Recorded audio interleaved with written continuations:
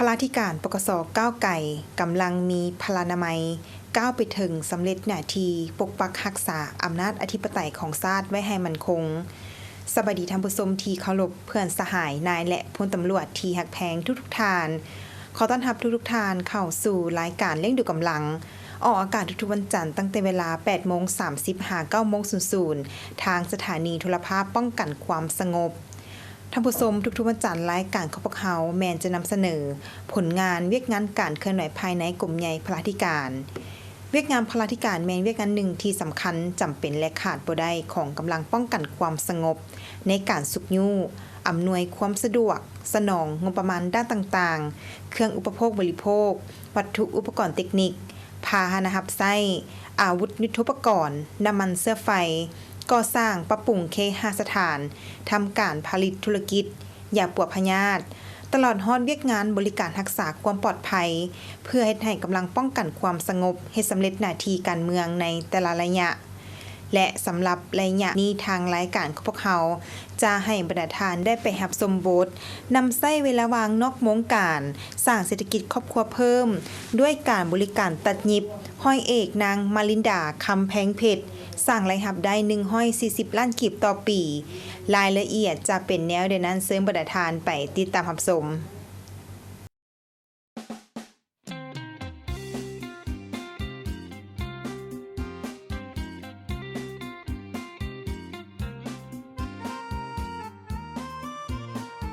ปัจจุบันการสร้างเศรษฐกิจครอบครัวให้มีความมั่นคง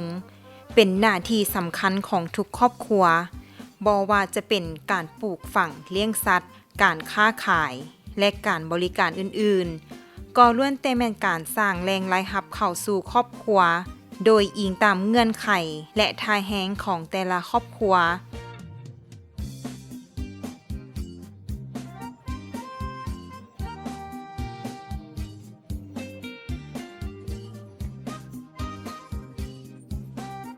อาชีพบริการตัดยิบเป็นอาชีพหนึ่งที่สามารถสร้างรายรับได้ดีและเป็นอาชีพที่ใช้ทักษะความสามารถส่วนบุคคลเป็นหลักด้วยความขยันอดทน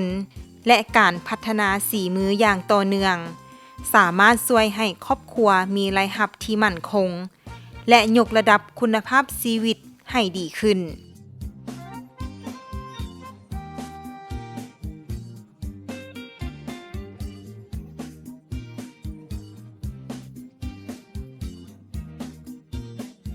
การบริการตัดยิบบ่เพียงแต่ตอบสนองความต้องการด้านเครื่องนุ่งห่มของผู้สมไส้เท่านั้นแต่ยังเป็นการสร้างอาชีพสร้างรายรับและสร้างความเข้มแข็งทางด้านเศรษฐกิจให้แก่ครอบครัวดังนั้นการส่งเสริมและพัฒนาอาชีพบริการตัดยิบจึงเป็นแนวทางหนึ่งที่สำคัญในการสร้างเศรษฐกิจครอบครัวให้มีความยืนยง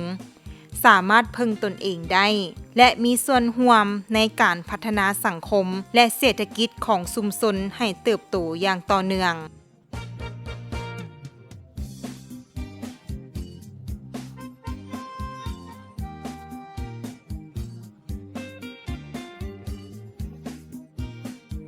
ห้อยเอกนางมาลินดาคำแพงเพชรหน้าที่รับผิดชอบห้องแผนกบริหารสังรวมกรมการเงินกรมใหญ่พลาธิการป้องกันความสงบปัจจุบันอยู่บ้านทงกลางเมืองศรีสัตนาคนครหลวงเวียงจันทน์ได้สร้างครอบครัวในปี 2019 กับท้าวอาลีพรเทพสุวรรณภายหลังชีวิตแต่งงานใหม่ครอบครัวแมนพบกับความยุ่งยากคัดสนหลายอย่างทางด้านรายรับเข้าสู่ครอบครัวและยังบ่ทันมีอาชีพหยังที่สามารถสร้างรายรับเพิ่มให้กับครอบครัวอาศัยแต่เงินเดือนแต่ละเดือนก็พอแต่กุ้มอยู่กุ้มกินฉะนั้นจึงได้ตัดสินใจนำพาครอบครัวเริ่มต้นสร้างเศรษฐกิจเพิ่มในปี 2022 ได้เริ่มนำพาครอบครัวสร้างเศรษฐกิจด้วยการบริการเปิดห้านตัดยิบโดยนำไส้ทุนเบื้องต้นแมน150 ล้านกีบทุนดังกล่าวได้จากการท่อนโฮมและอีกส่วนหนึ่งแมนครอบครัวสวย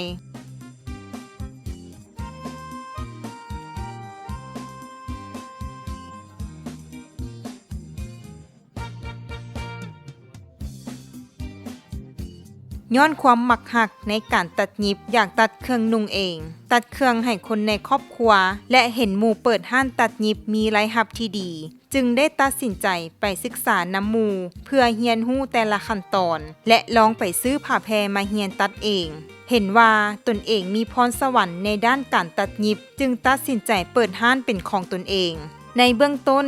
แมนได้ซื้อจักรยิบเครื่องมาจำนวน2หน่วยและได้จ้างพนักงาน1คนมาช่วยภายหลังเปิดห้านมาได้ระยะหนึ่งเห็นว่าสามารถตอบสนองความต้องการของลูกค้าได้ดีจึงได้ตัดสินใจซื้ออุปกรณ์จักรยิบเครื่องเข้ามาเพิ่มอีกจำนวนหนึ่งและจ้างพนักงานมาเพิ่มเติมอีกปัจจุบันมีพนักงานยิบเครื่องทั้งหมด15คนพนักงานยิบประจำอยู่ห้านแมน10คนและรับเครื่องไปยิบอยู่บ้านเขาเจ้าเอง5คนซึ่งในนั้นจะมีภาคส่วนพนักงานปั้มดุ่มพนักงานยิบดุ่มพนักงานตัดแพรพนักงานเซ็กเครื่องพับเครื่องการจำหน่ายเครื่องภายในห้านจะมีประเภทเสื้อใหม่เสื้อนุ่งไปการเสื้อแวดและประเภทเสื้ออื่นๆตามที่ลูกค้าสั่งให้ตัดส่วนการจำหน่ายให้ลูกค้าแมนจำหน่ายให้ภาคส่วนห้านไลฟ์สดตาม Facebook และห้านขายเครื่องใหม่ในตลาดเช้า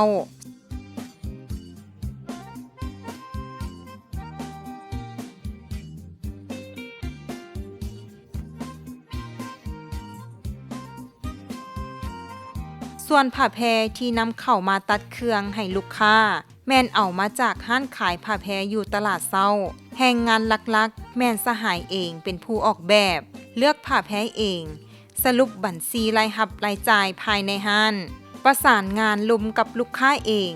และได้ใช้เวลาว่างโมงเลิกการกับวันเสาร์และวันอาทิตย์มาช่วยเบิงติดตามแนะนำวิธีและขั้นตอนต่างๆอย่างละเอียดก่อนที่จะนำเอาเครื่องออกส่งลูกค้า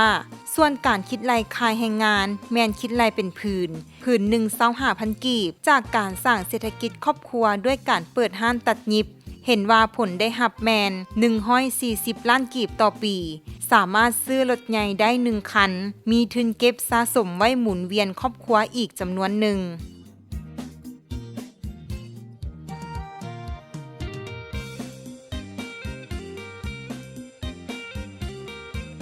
สำหรับขอสะดวกสถานที่แมนบ่ได้เซาเป็นเฮือนของสหายเองและติดกับเส้นทางใหญ่สินค้าที่ผลิตออกมามีตลาดรองรับมีลูกค้าประจำตอบสนองให้แก่ผู้บริโภคได้ดีพอสมควรขอยุ่งยากปัจจุบันการบริการห้านตัดยิบแมนมีหลายเฮ็ดให้มีหลายคู่แข่งฉะนั้นต้องอาศัยความสำนิสำนาญเพราะการบริการตัดยิบเป็นเวียกที่ละเอียดอ่อนต้องได้ใช้ความอดทนและความใจเย็นซอกหาสร้างตัดยิบยากสร้างบางคนบ้านอยู่ไกลต้องได้รอส่งเครื่องให้สร้างแต่ละบอนและเศรษฐกิจมีการเหน่งติ่งตามอัตราเงินเฟ้อพัสดุที่นำเข้ามามีต้นทุนสูงขึ้นเฮ็ดให้ผลกำไรลดลงห้อยเอกนางมาลินดาคำแพงเพชรห้องแผนกบริหารสังรวมกรมการเงินกรมใหญ่พลาธิการป้องกันความสงบได้ให้ฮู้ตื่มว่า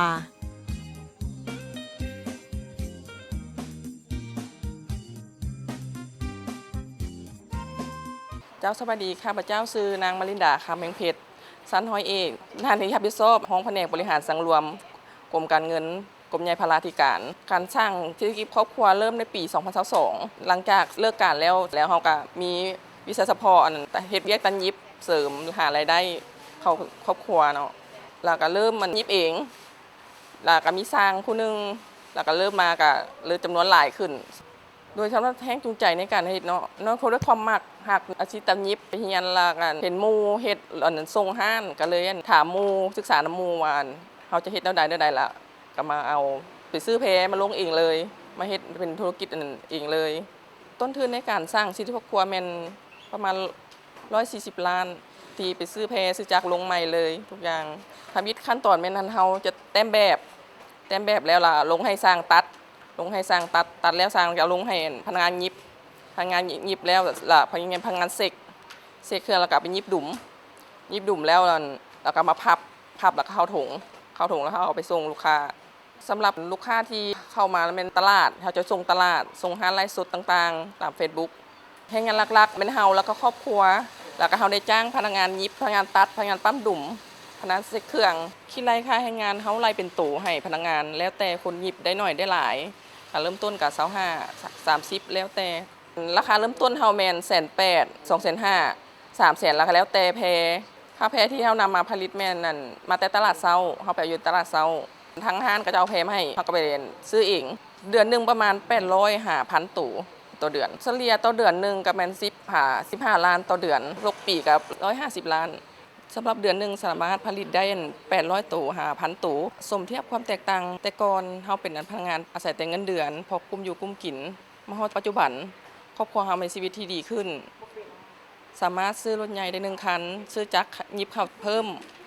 มีทุนขึ้นฮอดสะสมเข้าในครอบครัวท้ายสุดนี้ฝากถึงผู้ชมผู้ฟังเนาะผู้ใดที่มักฮักในอาชีพตัดยิบสามารถเข้ามาล้มปรึกษาข้างๆเฮาได้ท่านใดที่สนใจอยากเอาเครื่องไปจำหน่ายไปขายก็สามารถติดต่อเฮาได้อยู่ที่บ้านทงกลางเมืองศรีนาคนครหลวงวิจันทร์เบอร์โทรติดต่อ56463547ขอบใจ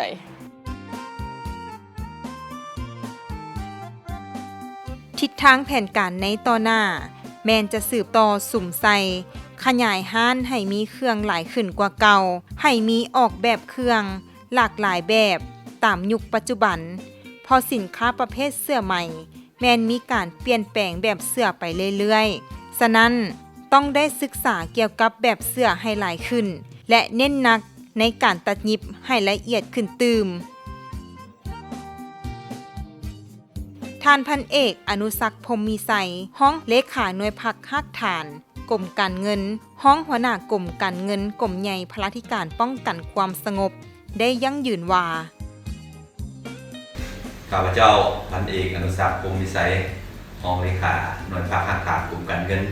ห้องหัวหน้ากรมการเงินในนามการจัดตั้งขอยั่งยืนให้แก่สหายห้อยเอกนางมลินดาคำแพงเพชรห้องหัวหน้าแผนกกรมการเงินต่อกับการปฏิบัติหน้าที่ของสหายในระยะผ่านมาแม้นมีความบื้นห้าวหันปฏิบัติสำเร็จหน้าที่ที่การจัดตั้งมอบหมายให้นอกนั้นสหายยังได้ใช้เวลาว่าง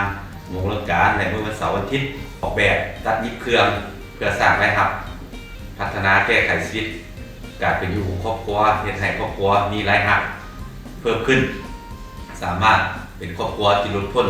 ออกจากครอบครัวทุกข์ยากได้ 100% สำหรับงานในการสร้างเศรษฐกิจหลักๆก็เป็นครอบครัวและสหายเองเนาะหรือว่าเป็นผู้ออกแบบตัดยิบเครื่องเลือกแผ่นแท้ประสานงานกับลูกค้าและสรุปบัญชีรายรับรายจ่ายในแต่ละเดือนประการตัดยิบเครื่องของสหายสามารถตัดยิบได้800 ถึง 1,000 ผืนต่อเดือนซึ่งเฮ็ดให้ชีวิตการเป็นอยู่ของครอบครัวสหายดีขึ้นอีกเทื่อนึงข้าพเจ้าในนามการจัดตั้งขอฝากมายังนายและพลตำรวจทุกสหายทั่วกรมการเงินต้องนำใช้เวลาว่างให้เกิดผลประโยชน์ทำเนียนเอาเปรียบอย่างเพื่อสอบหาแรงรายรับเข้าสู่ครอบครัวตนตามท่าแห้งของแต่ละครอบครัวถ้าหากมีใครสนใจในด้านการตัดยิบก็สามารถมาถอดถอนบทเรียนและผู้เกี่ยวได้นอกนั้นพวกสหายทุกพร้อมกันออกแห่งงานตามท่าแห่งเงินไขที่ตนมีเพื่อสร้างเศรษฐกิจครอบครัวเฮ็ดให้ครอบครัวตนเองหลุดพ้นออกจากความทุกข์ยากเถิดก้าวขอขอบใจที่ทานได้รับชมไปแล้วนั้นแมนโบทนำใจเวลาวางนอกวงการสร้างเศรษฐกิจครอบครัวเพิ่มด้วยการบริการตัดยิบห้อยเอกนางมลิดาคำแพงเพชรสามารถสั่งรายรับได้140 ล้านคลิปต่อปีที่ทางรายการของพวกเขาได้นำเสนอให้บรรดาทานได้รับชมกันมาฮอดนี้เวลาของทางรายการของพวกเขาก็ใกล้จะหมดลงแล้วขอขอบใจทุกๆท่านที่ให้เกียรติติดตามรับชมรายการของพวกเขาสำหรับมื้อนี้ข้าพเจ้าห้อยโทนางมณิดารัตถฟ้าสว่างพร้อมด้วยทีมงานรายการเล่งดูกำลังต้องลาทานผู้ชมไปก่อนสบายดี